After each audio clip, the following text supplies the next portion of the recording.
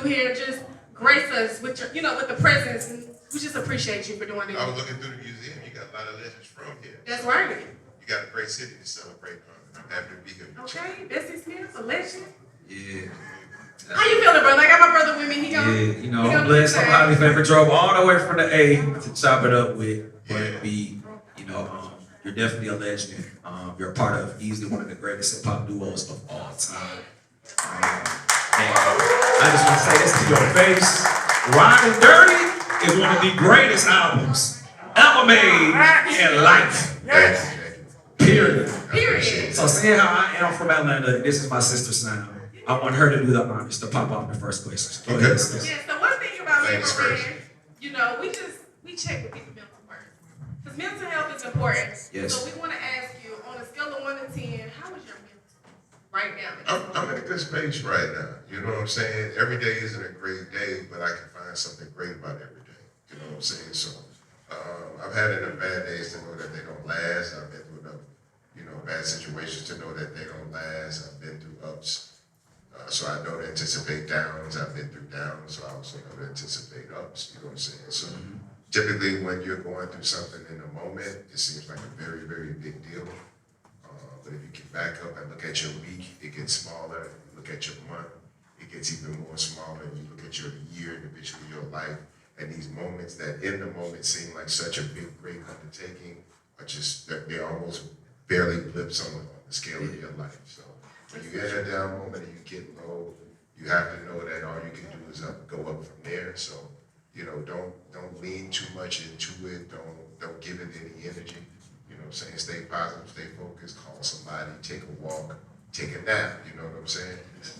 But not an avoidance nap, because a lot of times people try to go to sleep when they get depressed and they're sad, but you still wake up with the same problem. So, That's right. Make sure you try to address it in a positive manner. Keep positive-minded people around you that will sow into you in the right way when you are down and keep you lifted up. So would you say it's important to have an outlet? That's what I got from the conversation you just had. You said, find a positive outlet to release.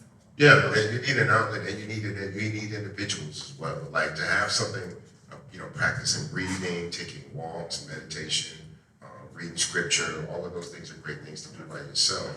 But don't go through these things by you. Don't allow yourself to go through life by yourself. Try to find somebody that you can talk to about things that's willing to be transparent with you as you are with them. So you're not giving somebody any unnecessary ammunition to use against you. That part. One thing, just from your pen game, one thing I've always appreciated you as an artist. Of course, we talk about street stuff, but you have a lot of songs where you're talking about the streets from a perspective of, I really don't want to be here. I'm just trying to survive. Well, life is about balance, you know what I'm saying? And if you live your life for nothing but good times, then when bad times come, not only will you not be prepared for it, you won't be anticipating it, and it's going to catch you from left field and actually impact you a lot more than it really should. So with UGK, even when we talked about street stuff, we wanted to be practical because we didn't want people to think that we were just glorifying a lifestyle. What we were trying to do was be very clear about what the lifestyle encompassed, everything that came with it, the good, the bad, and the ugly. So if you decided to make that decision, which is on you when you become a grown person, you make whatever decisions you want to make. But we wanted to make sure that the people, when listening to our music and didn't really understand what we were trying to say, we tried to be as clear with that as possible.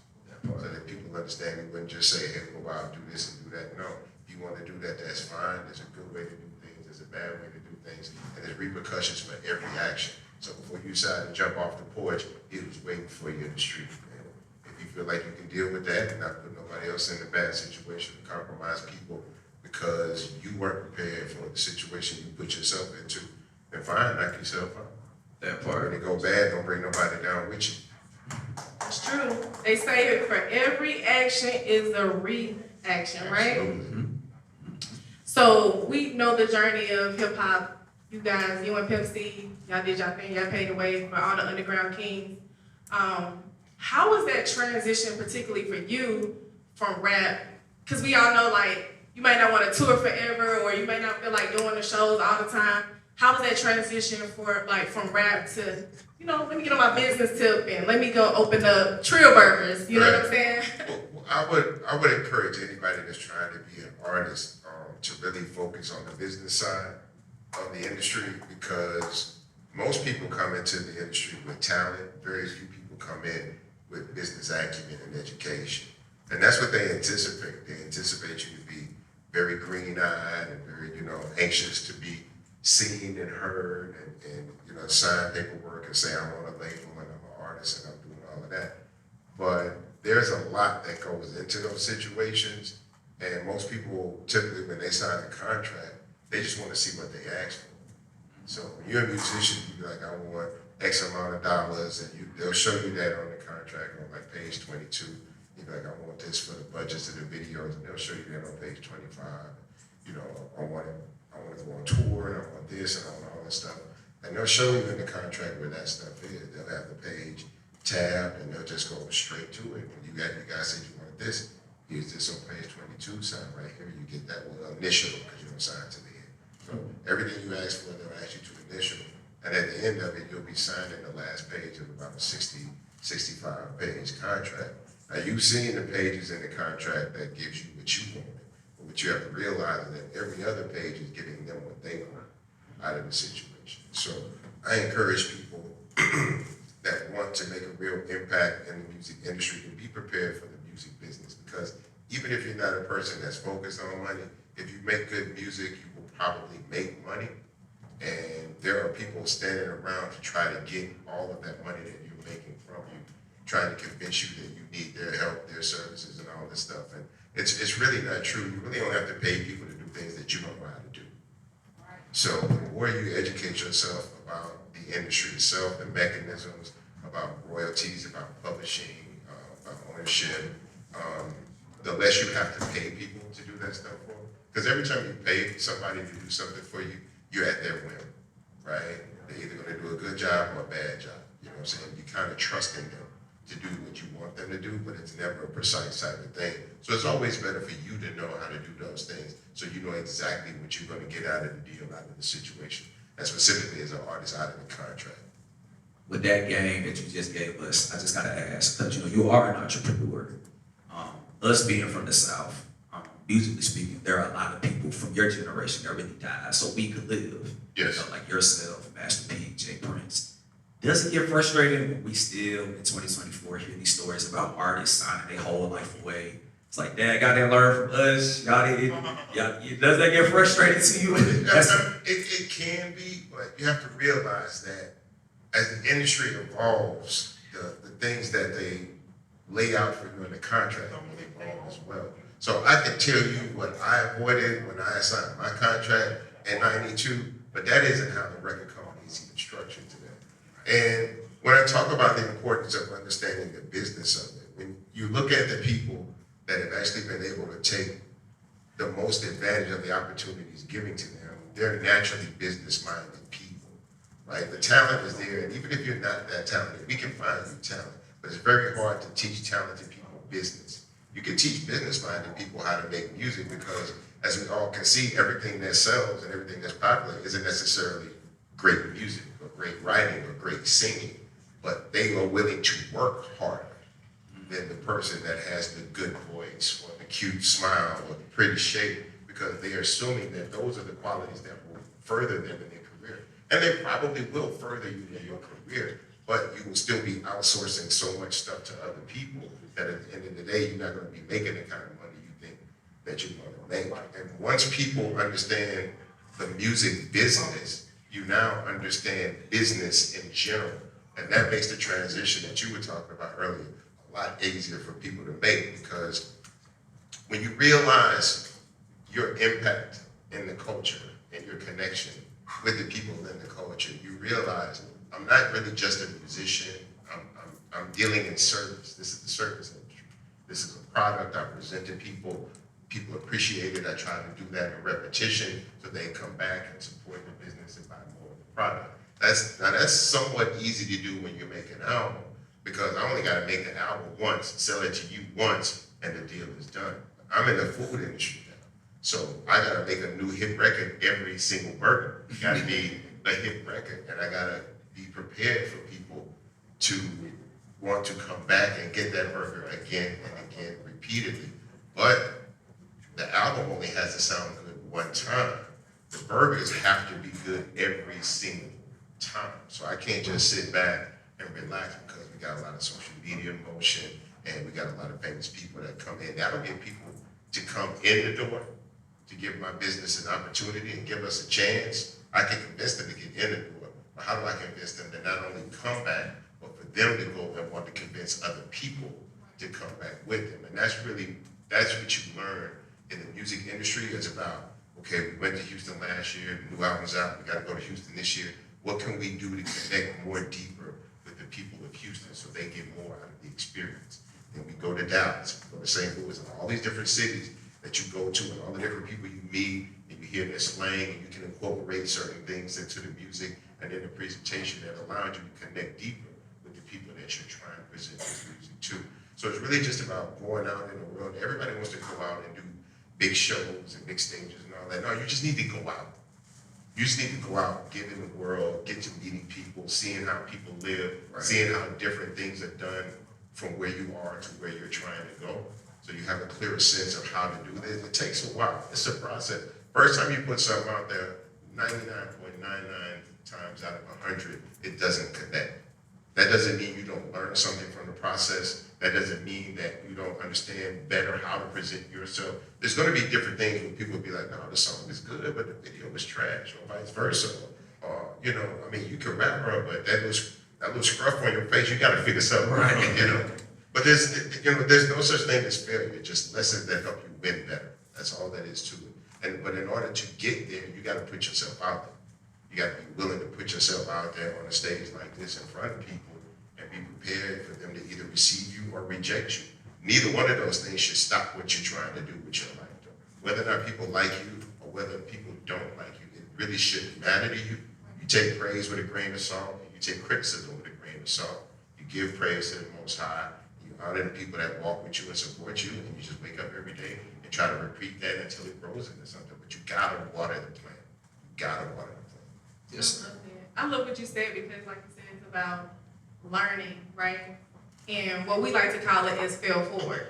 Because you might not get it right the first time, but you learn so much to where you're really invincible moving forward. That's why we have to make mistakes in the process. So within your journey, like how did what made you want to do like Trill Burgers? I didn't come up with the idea of doing a burger. I was presented with the idea of partnering with a burger concept. And when I tried the burger, I realized like this is a really good burger. And they were like, we think we got it, we're gonna tweak it a little bit. And when we finally had the final product, I was like, this ain't just a good burger, this is like some good ass food, excuse me. I don't want to get vulgar, I know there's some younger people in here. But it was really not just a good burger, but I thought it was a great meal. And I thought it was something that was worth putting 30 years of cultural equity into it. Because if I felt I would have had to compromise my personal or professional integrity or compromise the culture in order to do this, it wasn't worth it, right? Like I still do shows, I have different opportunities for me to make money and be amongst people and still be active in the culture. So I didn't need to take advantage of the trust factor that I had built up with people just to sell a couple of burgers. It wasn't worth it. You know what I'm saying? My integrity will always help me make money, but making money doesn't always help my integrity. So you have to be very careful about those type of choices that you make. But we realize that, the cultural impact that we've been able to make with people actually would help the burger in terms of helping draw people into it. So for me, I started looking at the burger, like I said earlier, like an album. So we took it on promo. We used to have to pay money in order to do pop-ups and be at different festivals. There's fees that come with that. There's concessions that they take from that as well. And my thing was, I don't have to make a lot of money. I just don't want to lose money, right? So we would spend the money that it would take to be in these certain places, to be seen by certain people and present the product. And it was always within, okay, we'll bring this much food, we'll do that, and hopefully we should make even, but we can get power out of the people that we feed food to. Right. So even when we didn't make money, we didn't necessarily lose money, but we were able to get stronger cultural impact through social media with these testimonials that we were getting from people. Now, I'm doing okay. I'm not a wealthy man or anything. I'm doing okay. But I don't have enough money to pay DJ Khaled to do a commercial for my burger. That man costs a couple $1 million. You know, I don't have the kind of money that I did not pay Travis Scott what McDonald's paid Travis Scott to promote his burger. But you have the relationships. Yes, yeah, right? and that's the thing. You know, it's about my motto has been sow into everybody. Right? I just try to sow into everybody if possible and hope that somebody in that group of people that I sow into get to where they're trying to go and come back and reciprocate. But even if it doesn't happen that way, and if I help 10 people, maybe 2 or 3 people come back because life may drop other people in the other direction. And that's fine for me because if it's only, 3 people, then let it be a Lil Wayne or let it be a Drake, you know what I'm saying? But it's always about sewing back into the culture. I can't do as many records as people would like me to do. I can't rap with everybody. All money ain't good money. You can't buy your way into my reputation because I don't know what you would do with it and I don't know what you're gonna leave on it. So it doesn't really work like that. I have to really see something, not just in the artist, but the people behind them. Because typically the people behind the artist are gonna be the ones that see the initial monetary return. So I'm not here to help this little dude help you get rich. You know what I'm saying? I'm here to help this little dude give you a product that you can market and sell and take out here in the public so that y'all can build a team and a company and a business together. So when you find a group of people like that, you try to sow into it. And sometimes it's not even about giving somebody a verse or connect them with a person. It's about keeping them motivated. Keep giving them positive encouragement. You know what I'm saying? Keep giving them lifted, keep them lifted up because artists will probably come to me about music initially, but let's say that person actually makes it and becomes successful. Now life is different with everybody in your world. And so, you have to balance success with family relationships, you know what I'm saying? Making sure that on your way up that you're not leaving the people that help build you up, right? But you also have to be aware of who is not growing at the same rate as you. And the people that you may love and care for may not be the right people to have with you on your journey because where you're going, they may not be able to go or they won't understand how to move when they get there and it's only gonna hold you back. And that's a hard thing to deal with. That doesn't mean you gotta cut people off. That just means some people gotta go home. Bishop Bun B, y'all. And if you're really my friend and you really want to see me win, then you would understand that maybe what you're doing while you think you're holding me down is really holding me back. And be like, well, let me back up because then if something go wrong, I don't want you to say it was me. Or, you know what I'm saying? So if you think it's me and you think the position I'm playing ain't what I need to play, that's cool. I'll fall back. And if you blow up, I'm gonna have to be like, maybe it was me. But if you don't blow up, you might have to realize not only was it you, but you probably cut some good people off as well. This is the balance, and very few of us are gonna get all of these things perfect. So you gotta be willing to put yourself out there. Your whole life ends up in the world for people to see, and everybody in your life is impacted by the decisions that you make, whether you take them into consideration or not. Right. Well, you definitely said that you're really big on, touching on the culture and doing things for the culture. One thing I definitely would like for you to speak on is the iconic moment when you, 8Ball and MJG did that iconic verses. And the fact that you literally were up there by yourself without the late great Pimp C. Well, I mean, in the physical, yeah, but he was absolutely in the building. Mm-hmm. The crazy thing about our verses was that it was slated to happen probably a year before it happened, but different things kept happening in the world. They put together the gospel one because people had died. They wanted to make sure that they, kept the community lifted up in prayer. Then they got the opportunity for like the Isley Brothers and different people and all these other big names started giving themselves over to verses, and we were just like, knock yourself out. I'm not finna be the one to say that Earth, Wind, and Fire wasn't supposed to be on verses because it's my week. No. Because there's no me if it's not them, right? So we sat back and we knew we were going to do it, and it just took a while to get around to it. And but I don't think it made it any less impactful we had fun. I don't know about everybody else. Like obviously, you can see Dipset and the Locks got a little contentious, and obviously Jeezy and Gucci Man, right? We were all on the edge of our seat to be in the moments for the happen. They were the most serious. In that room, right? But we have always been friends. So we talked about it. We wanted to make sure that this was not about me trying to outdo y'all and y'all trying to outdo me. Let's give the culture a great night. You know what I'm saying? We are two of the most celebrated members of our immediate community in the South. And we are considered pillars of our culture in our region as well as internationally. So let's give people a good night of entertainment. So my main thing was to make sure that Pimp was heard in the room. So I didn't want to be rapping his vocals in the room. I wanted his voice to be heard. So in order to do that, we had to mix the music a certain way and turn his vocals up to the point where when his vocals came through the speakers, it was the same volume as it was when I rapped through the speakers. So it wasn't like he was lower and I was higher, or I had to rap his vocals and do his ad-libs.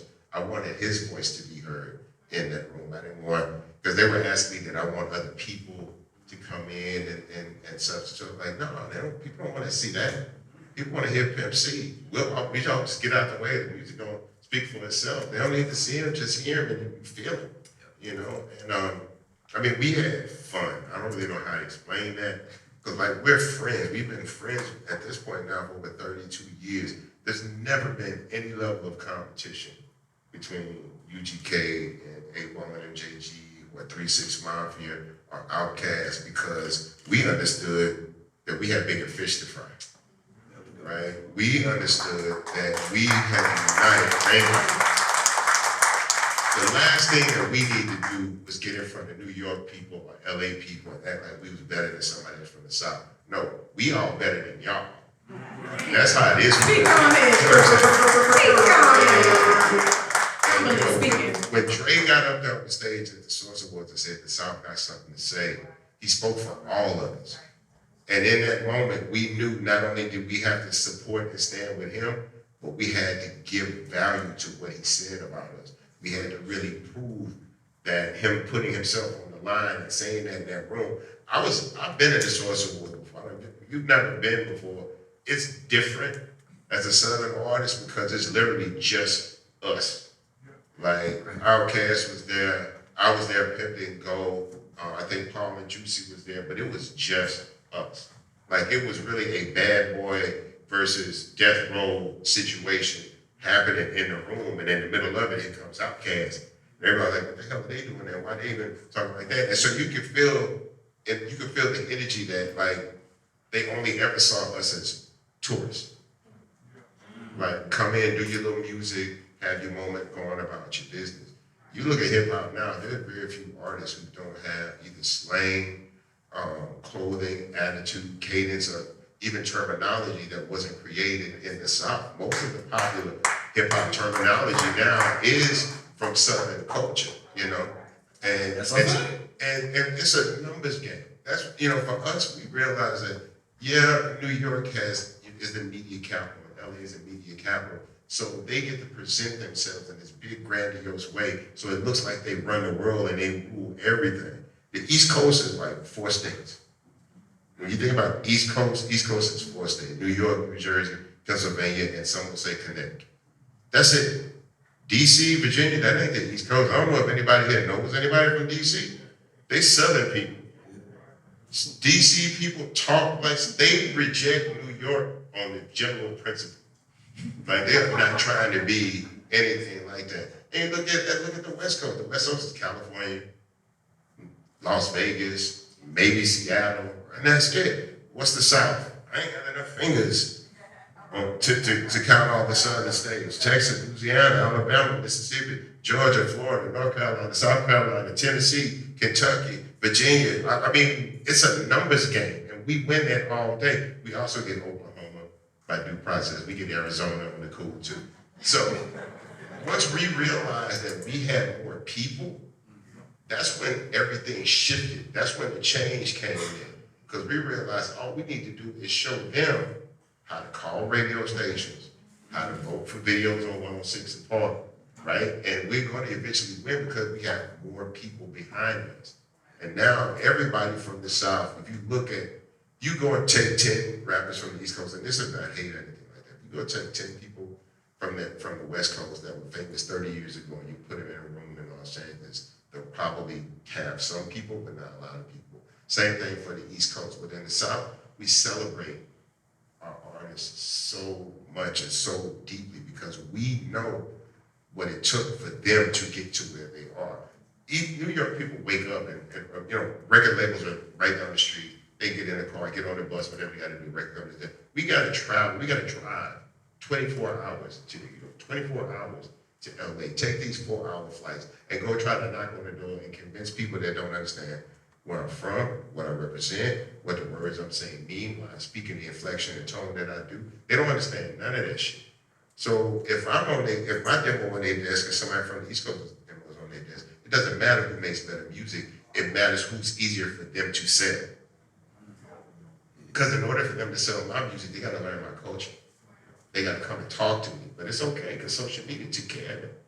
Social media leveled the playing field so that everybody got music the same way at the same time, instead of certain people having privileged outlets, right? Having the ability to go to MTV and go to BET and VH1 and go to Spin Magazine and Billboard Magazine and all of that stuff. We ain't have none of it but the love of the people. And then we realized that was all we ever really needed. And now all of us operate outside of the record industry. The record industry that I signed into 30 years ago will be gone in the next 5 to 7 years. I would imagine by 2030, like the system that we know, that we're used to, will be done because we don't need it anymore. I don't need a record company in New York to tell the world that I'm valid. I don't need a magazine from Los Angeles to tell the world that I'm important. All I got to do is present myself to the people and let them decide. That's how a Soulja Boy becomes a millionaire. Facts. You know what I'm saying? Yes, sir. That's how Master P becomes 100 millionaire. Jay Prince 100 millionaire. DJ Khaled, one of the most profitable people. All of these things because we have to learn our value and we have to teach the people that support us our collective value and our cultural imprint and impact. And that's how we expand and take over this shit. And that's just what we've been doing. So I take all of that, I put it into a burger and put it out to the world and made sure that I put the same respect on the burger that I put on my music, so make sure they put it on my name. Hey. I Hey, do hey, have a question because you started in a different era, right? Yes. You speak on that, but you see this new era with the streaming. Do you feel like it'll be a shift where, like you said, we're independent, but we're still not really making a lot of money due to the streaming? Unless you like shows and merch and stuff like that or brand deals. Do you think we'll get to a point where it's like now the consumer, we can find a way where we can get Spotify, Apple out the way, sell directly to the consumer? No, here's the problem. The problem isn't with the streaming companies. The problem is that most artists don't have the power or leverage to negotiate a better rate because you don't own your music. The people that own the music that is streamed make a considerable amount of money from streaming. But most artists don't own their music. Most artists' music is owned by either their record label or a publishing company, or nowadays there are like venture capital groups that will take money and go and invest in trying to buy. I don't know if you've been seeing a lot of people have been selling their magazines, selling their masters, because that's where the real value is right now in the music industry, is ownership. It's always been about ownership. You know, so the problem is that because of the fact that most artists don't own their music, they don't get the real benefit of music streaming. The model doesn't work for the person who makes the music. The model for the person that makes the music is very small. You get a very, very small piece of it, like a 100th of a penny or some shit. It's ridiculous how little you get from making the music. But the person that owns the music, see, they don't discuss those rates. You don't hear about the rates for the people that own it because that's who they got to get permission from to stream this music. It doesn't matter about who said it. You don't own it. I got to talk to who owns it. If I want to rent this house, I don't talk to the people that live in the house. I want to talk to the people that own the house. That's kind of how the music industry is. So we don't need to be saying, fuck the streaming companies, excuse my language again. We need to be saying, fuck being owned by other people and other properties. Say that again. Say that one more time. Please, oh, No, we don't need to be like pointing the finger at the streaming industry and saying that you are the bad guy here. No, we need to make sure that we negotiate from positions of power so that we can properly own the music. The time now, artists have never had more individual power than they have right now because you don't need an outlet to reach the people. All you need is a platform. You don't need to sign to a record company or a publishing company or leave your home. You ain't gotta leave your bed nowadays to get your music to the world. And then it's up to the world to decide if they like you or not. And to be honest, there's so many different kinds of music and so many different representations of hip hop, representations of culture, representations of community. We see more people of color represented, we people under different gender designations being represented. So it's wide open to the world right now. So I always tell young people, don't try to be like somebody you see, because they already got them. And you're probably gonna be a terrible version of them no matter how good you are. Being someone else is always gonna be because it's not gonna be a good look for you. Be who you are, present yourself like that. Let people decide they rock with you like that. And then you got a base. The biggest misconception for artists is that you need 1 million people to make $1 million. The old model, maybe yes, because of the way percentages were broke down, the way recoupment operated. Yeah, you probably did need to sell over 1 million records to 1 million people to make $1 billion. You don't have to do that nowadays. With streaming, all these different platforms, you can build a direct connection to people. If you have, let's say 5,000 people that like your music, that don't sound like a lot of people, right? In terms of hundreds of thousands and millions of people. If you got 5,000 people that like you and like your music, and they spend $10 with you a month, that's $50,000 a month. Nobody looks at it like that. Everybody's like, I need to do millions of streams. Yeah, you need to do millions because you don't own your music. And you're not famous enough to really make a lot of money off of what you're doing. So sell your music to people. Don't worry about streaming. Make a real connection with people. Sell your music to people. Sell them a $20 t-shirt. Sell them a $5 lighter and a $7 bottle opener. People can commit to that. People can put $40 to the side for somebody that they really like, they really support, they think that gives them something good, and they want to see them grow. You spend more than $40 on your favorite fried chicken a month, right? So it's about the way we look at this industry. It's about the way we look at the relationship that we have with the people that are willing to support us and trying to connect deeper to them. They in turn will make the system demand that you were seen and heard. That's how it works. If the people like you, the radio stations gotta play you. The streaming services gotta spin you. The record labels are gonna wanna break bread with you because the world is expanding, it's growing, and they don't know what the next shit is till we tell them. They don't know who's, what, where until somebody calls and tell them, hey man, this is what dude or Chattanooga named Isaiah Rashad, and this dude is dope, somebody needs to hear this dude. That's how that works. Him going to LA to Top Dog, that don't work like that. The word has to get to them. So that's what if you're an artist, you need to be trying to maximize your exposure. Exactly. You need to be trying to be seen and heard by people in the easiest financial way you can. That's typically social media. I tell artists, share everything you're going through. Film everything. Talk about everything. When it's a good day, show people it's a good day. When it's a bad day, show people it's a bad day. But keep working. Keep going. All the biggest love songs in the world are about heartbreak. They're not about falling in love. They're about heartbreak. You know why? Because more people get their heart broken than fall in love. It typically takes a few people to get to who you're meant to be with. So you're gonna deal with a lot more heartbreak before you find love. That's why heartbreak records are so easy to relate to. People love to celebrate love. People love to say they're in love, but everybody isn't in love. You know what I'm saying? When we wish for love, we long for love, we yearn for love. And that's what you gotta do. You gotta present yourself to people so they can see you in a real human way. So you don't have to keep telling them you got it out the mud. They watched you get it out the mud. Nobody's gonna want to see you win harder than you, but there's gonna be a lot of people that are gonna try their best to push you more than you push yourself. Pay attention to those people, listen to those people, let those people support you. Don't get uncomfortable because your partner come on man, you gotta go to the studio, man, we gotta do it. That man wanna see you win. You should not be operating from a place where other people wanna see you win more than you do. Can you please explain why? Because there will be moments where those people won't be there to lift you up and support you. There are many people in this world, probably in this room, everything they do in life, their whole purpose is to make someone who is no longer here proud. Live your life by example. People that love you don't want to see you be, of course they would like to see you successful.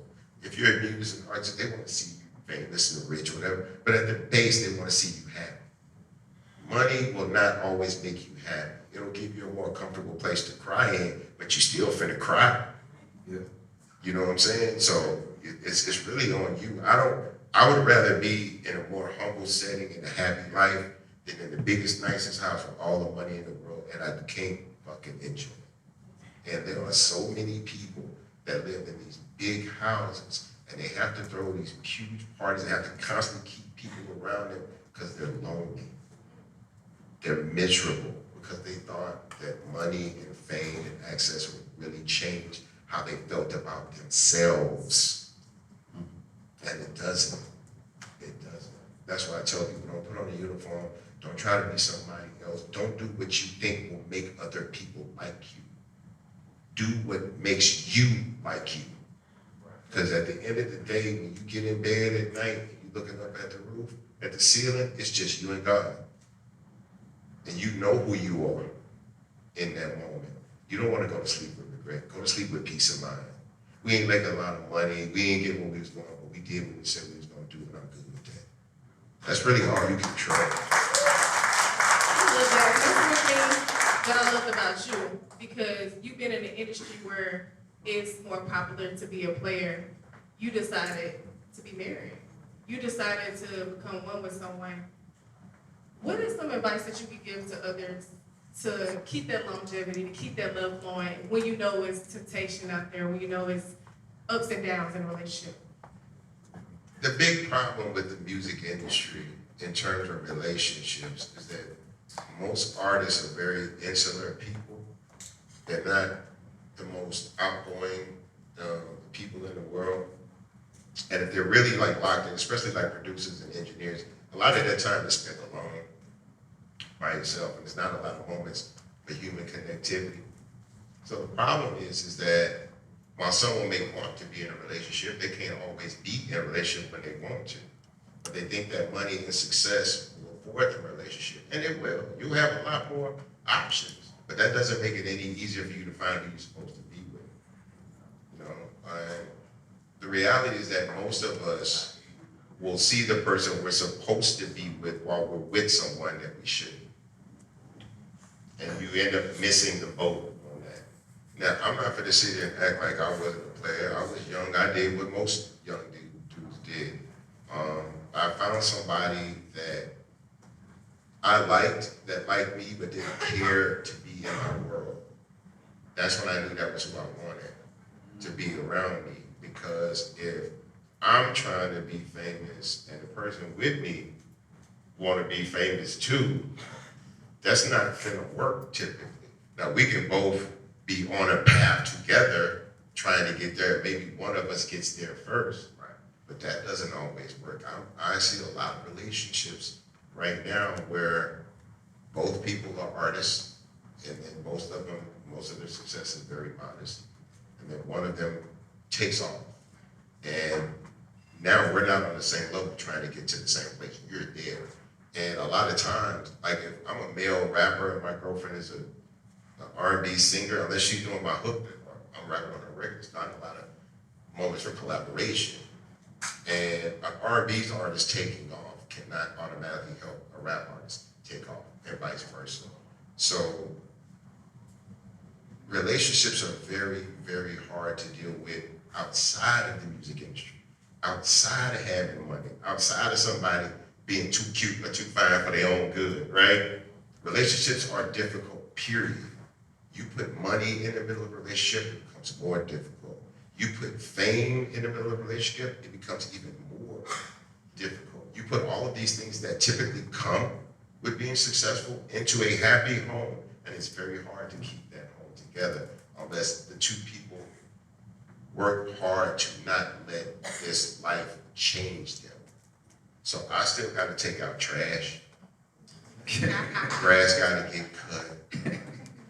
You know, shit gets broken. If I can't fix it, I gotta get somebody to fix it. But my wife is very upset that I'm not a handyman. My wife would very much like to see me get under that car, right? Get out there and push that lawnmower, but I don't have time. I'm blessed that I have the money to do those things. But what I'm saying is that you gotta find somebody that you wanna be with if you didn't have nothing. You know what I'm saying? You gotta find somebody that you wanna be with. Clap for that. Clap. Yes. Yeah. Clap for that. Genuine love. You gotta find somebody that you wanna be with even though you don't like the way they cough, the way they laugh, the way they chew, food. There's so many different things that will rub human beings the wrong way. But you got to look past those little things in people and pray that they look past your little shit too. Because we all got baggage.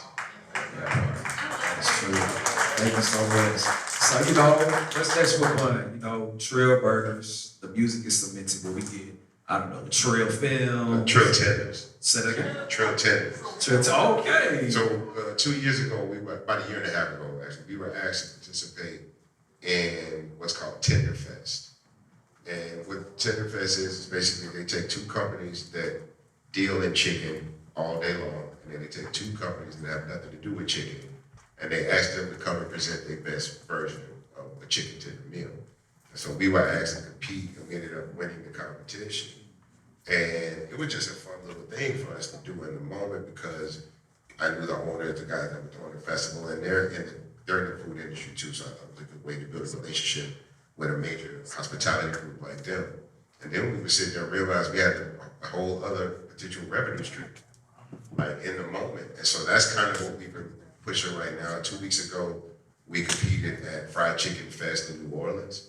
And if you ever wanted to go somewhere and eat good food, go to a fried chicken festival in New Orleans, Louisiana. Don't it just sound like it's a bunch of goodness? It's just so much good. I ain't even want it all. If I go out there, I want to eat everybody's chicken. But I say that to say that we did something that we didn't, we had no idea we were going to do, and it ended up turning into something else. And that's just us not being closed-minded. I would not have this company if I were closed-minded because I knew it was going to take a lot of work, a lot of time, and a lot of personal attention. But I knew it was going to succeed, whether or not I was going to be a part of that burger was going to win. So I figured, why not put my name on it, But yeah, I mean, you take these chances. Not all of them, work out, but when they do work out, you will win big. You will win big. And I believe that we're on the precipice of becoming a major player in elevated fast food dining in America. Like my competition ain't Wendy's and McDonald's. That's not what I do. I don't sell frozen patties and shit like that. It's not what we do. My competition is Nobu. My competition is the best steakhouse in town. That's how I look at it. Where you go eat sushi at. Like fine dining. That's how I look at my brand because a regular burger can't really fuck with us. We're elevated. It's not even close. I'm not patting myself on the back. I'm just being very honest. And if you ever talk to somebody that ain't one, they'll tell you it's this. I was not paying to say this. I've had the Trill Burger. Slap. It's different because we care more about a burger than anybody else that sells burgers to you. We care about what we present to people. We care about the flavor. I tell anybody, take all the best burgers you've ever had in your life. Take everything off that bitch except the meat. There is no patty in the planet that can beat the flavor and seasoning of a Trill Burger patty. Partner that with the caramelized onions, the cheese, the potato, the trill sauce. My job is, you know, a couple of pickles. That's my job. That's what I do. I don't cook the food. I sell it. I sell it. It's my job to talk about it until you be like, shut up, I'm getting hungry. That's my job. But I can put my full faith behind it because no matter. Sometimes somebody can talk something up so good, so much that when you get it, it was good, but damn, he act like it was finished. No, this burger will change your life. This burger will change your life because burgers in most places are an afterthought. Typically, when you want to eat a burger, you got little kids that want a burger. You don't feel like going home and cooking shit, so you'll take the kids. You got 30 minutes for lunch and you got to eat something quick, and typically fast food burgers are the quickest meal you can get. You know what I'm saying? Or it's late at night, you know, left the club, full, you got to put something on your stomach. That's when you go in somebody's drive-thru. So a burger is really never a priority until now. I take my burger, I put it in any room. It doesn't have to be a room about hip-hop or rap or food. I put my burger in the room, and that's what we talk about. That's what we're talking about in the room. I don't care what the conference was about, if, you know, we're all janitors or we're all CEOs, I don't care what you came for. When you eat that burger, if that burger's in the room, that's all we talking about from that point on. Because it becomes, yeah, so Bill, I think this week what we need to, Jesus Christ. Has anybody ate this thing? I thought it was me, Bill. I thought it was me. I'm telling you, I've seen it in every single room I've ever put it in. Every single room I've ever put this burger in, it becomes the topic of conversation. Because no one is presenting food in a way that we are. Because literally, my reputation is riding on it. Not my food reputation, my cultural reputation, my personal reputation is now inseparable from this burger. So that bitch got to be, everything that Bun B ever did, got to be as good as that. If it wasn't as good as the music, you would have never heard about it. Because I still got to do music. But now I done played with the trust factor I built with you. Because when I gave you the music, every time I said I got a new album coming in the jamming, all right, Bun B, you get it in the jamming. He ain't lying to me. But if I would have sold you that burger and knew that burger wasn't the shit and kept saying it was the shit, you'd be like, man, it's a burger. It's just a, then they question it. Now we don't even know if the music gonna be good because you just lied about this tired ass burger I had. And the black people are too. You know, We are too. It's never worth it for a quick lick. I've always been about the long game. I've always been about the long game. It's always about how far do we want to go, not how far does it look like we're going, how far do we want to go? Because any time during this journey, you can get comfortable. You can be like, you know what, I think we're doing good. No, I've realized that this company is meant to be something bigger. If I do it right, this will be here long after I'm gone. Long after I'm gone. And the music will be an accompaniment to this grander business that we've been able to build and create. And there will be more opportunity available to other people that I can give if I build this company the right way. I believe everything that I've done in my life has led me to this.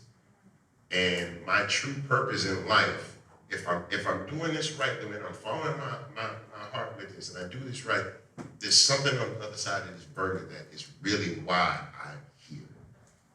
Like the music was taking me to this, that got me to that got me to the burgers, and the burger is going to lead me to not another big company, but a bigger impact in this world. I feel like I've done some great things through music, and it's allowed me to sow into a lot of things. We've raised money, and we've been in philanthropy with people, and we've built charities and supported so many different causes. But this burger is going to give me what I need to really leave a real lasting mark for my family, my last name. It's not going to be rap. Don't get me wrong. If everything stopped today, I've had a great life. I had an amazing life. I've left behind an incredible musical legacy, and I've impacted the food market as well. So I'm good, but I know that if this is done right, there is more that the world can get from this company. Even when I'm gone, this world will still benefit from this company, and not just from food. Like, I feel like if God's gonna make me wealthy from these burgers, it's because that wealth is meant to do something. So that's the plan. It's not just to get rich, it's to figure out why God is allowing me to build something to potentially make me wealthy. What am I supposed to do with that? And then I look at all the richest people in the world, and very few of them choose to die with that money. Because they know that's not why God gave them that.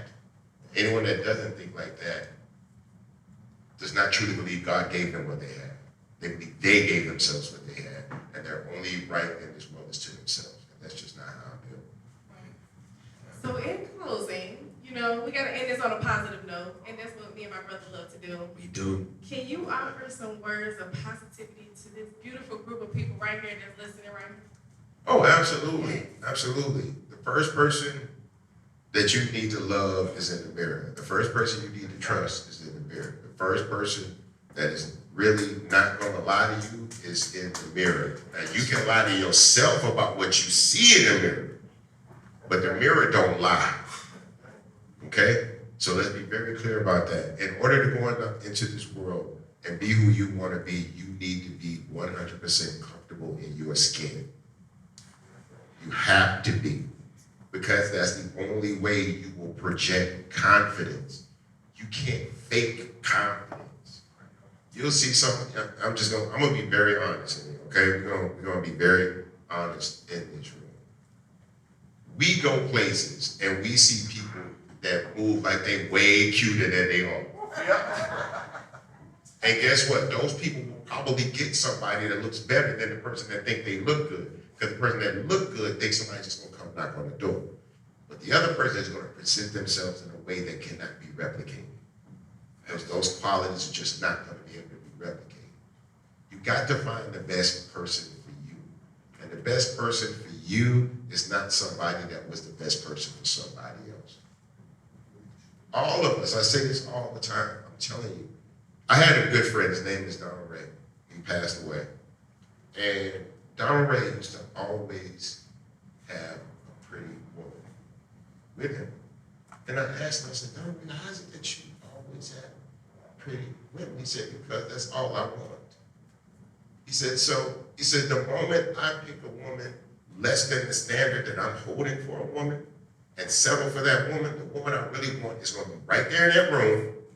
She's gonna see the type of woman I'm with and realize he can't touch me. He could never touch. Ladies, am I wrong?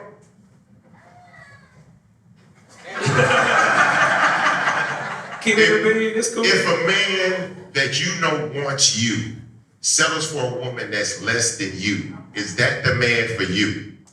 Exactly. Right. So men have to know that you see this. You understand what I'm saying? We have to know that women judge us by the women they see us with. Men, y'all get that right? Yeah. So that one, I'm telling you, you go to the club, you go to the same club, you see that same girl every night. You hope that she see you in that outfit, you look good and you clean, and maybe that one night she might give you a little play with the drink. But I'm telling you, if she see you walk out the club with something that she think is not on her level, you'll never get it. Ladies, it's the same thing. It's men watching you. They like it, like that's the type of thing I want to put my name on it, give her a ring, put it in my house, and then they see you with the man that eventually becomes your baby daddy. Man, I thought she was better than that. I thought she wanted more out of that. You know what I'm saying? Always be prepared to show the best version of yourself. Because the best version of what you're looking for might walk in the room when you do. And do not settle if the best version of what you're looking for ain't there. Go home alone. And be okay with it. Go home alone. Watch Netflix, you'll be all right. Yeah, you'll be all right. You'll be all right. You can Netflix and chill by yourself. I wouldn't recommend it. I ain't gonna lie, I be binge watching TV shows. Yeah, I have my moments. Yeah, part. Not anymore, but I have my moments. Hey, we all do. Life isn't perfect, but you know, you position yourself, folks. Really try to position yourself for the best outcomes. Give yourself as many options in life as possible. You know what I'm saying? And do yourself favors all the time. Thank Do you yourself a favor. Take a nap, take a walk, take a vacation, go eat dinner by yourself. How many of y'all have eaten dinner by yourself? because you wanted to. Right. Right. Let me tell you something. As a grown up, the first time you had dinner by yourself, you feel grown. Yeah. You had a little table by yourself and steak and potatoes. You feel grown. You have to be able to enjoy yourself. You have to be able to live a life that is not dependent on anybody else but a higher power. The people you love, and even the people you love will eventually sometimes let you down. So you can't put your value, your faith, your worth into anybody else but yourself. It's all about that mirror. You can avoid that mirror, but the mirror never lies and it never leaves. Get in front of that mirror, look at it, take a deep breath, and decide where you need to improve yourself. Put that work in, and then when you start seeing the best version of yourself in the mirror, other people will see it too. You ever notice how people say, "You've been eating, you look slim, you look skinny in the face." Well, I'm doing a little something, you feel good, and then you start working out all that. No, that's why it cannot be based on making somebody happy. If you go to the gym to make somebody else happy, and then that person leaves you, what was that for, right? You get a certain job, go to work all these hours, make that money for a certain person, and then that person leaves you. What is it for? Live a life that best represents you to you. Don't worry about what other people think about you. A lot of that deals in insecurity. A lot of that insecurity. Don't let people push their insecurities and their anxieties on you and try to talk you out of being who you are, just because they can't convince themselves to be who they supposed to be. Big bars. Big bars. Clap it up. Thank you. Yes, sir. Well, Bun B, me and my sister like to say, it is definitely a privilege and a pleasure to be able to chop it up with you here in Chattanooga. And yeah, man, like I said at the beginning of this, you one of the ones behind that mic. And That's one of the right. ones in business. Thank y'all. We truly appreciate you. No, I told myself a long time ago that I've been blessed to learn a lot of shit. You know, it seems like wisdom up here, but I fucked up a lot and I learned. Right? So it just seemed like, damn, Bun B knows some shit. No, Bun B been through some shit. You know what I'm saying? But I learned a long time ago that a lot of people have sown into me. A lot of people have inspired me and given me words of wisdom and mentored me. And I got to leave all this shit here. Like everything that people have given you to help make you a better person and leave a better impact on this world, don't die with that in you. Give that game to somebody. Spread that game around. Like when I die, I want to make sure that I don't leave nothing on the table. I mean, I don't want to take any of it with me because it's not going to do me no good in the pine box. And can't nobody learn from it after I'm gone. So I enjoy these kind of conversations. I try to be very transparent in these conversations, honest, because I ain't got shit to hide. I'm fat, I'm bald, and I'm 52. Fuck that means. I'm happy with me. I'm good. There was a worse version of me. This is right now the best version of me I've ever had. You know what I'm saying? Thank you, Moran. Thank you for being here. Thank you, B-Max. Yes. Because he's from Chattanooga, and this is her city, and it is definitely a pleasure. Y'all clap it up for B-Max. Y'all please clap it up for this queen.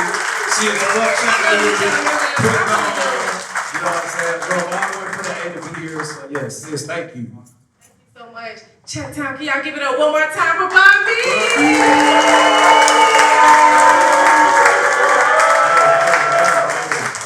And before you get off the stage, we want to recognize the man that made it all possible right now. Come on. Yeah, him too. Come on. Yes. Come on up. Chill. Thank you so much for being here. Thank you for all of the organizers of the Chattanooga Hip Hop Summit. One of our co-founders and lead organizers is retiring on us, man, so we wanted to recognize him in front of everybody before we... So everybody, show some love for our guy, Sammy Lodermilk. Show some love.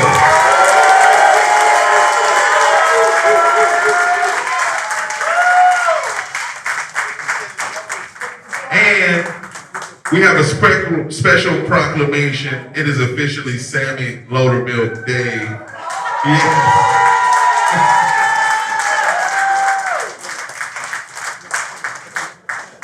Yes. I'm not gonna read this whole proclamation, but signed by the mayor, signed by the city of Chat, man.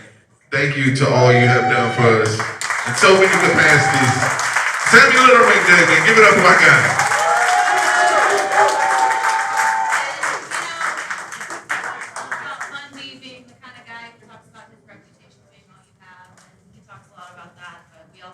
Sammy is someone whose reputation precedes him, and his words are always intentional. And we've got a little gift to help him relax now that he's done with his hip hop.